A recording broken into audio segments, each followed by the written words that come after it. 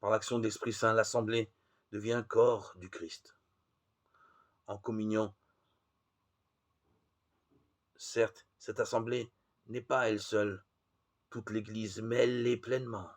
Elle en est une réalisation partielle, ici et maintenant. Elle est l'Église une.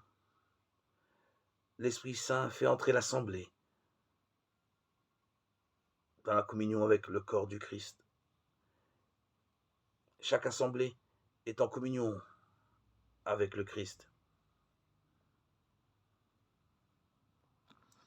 L'Esprit ne fait pas de l'Assemblée son propre corps, ni le corps des chrétiens, mais bien le corps du Christ. Que la force de ton Esprit fasse de nous, dès maintenant et pour toujours, les membres de ton Fils ressuscité, par notre communion à son corps et à son sang. Cette dimension nous conduit au mystère du Christ ressuscité, du Christ total, du Christ premier-né de la nouvelle création.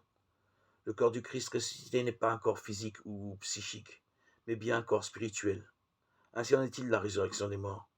Ce qui est semé corps physique ressuscite corps spirituel. 1 Corinthiens 15, 42-44.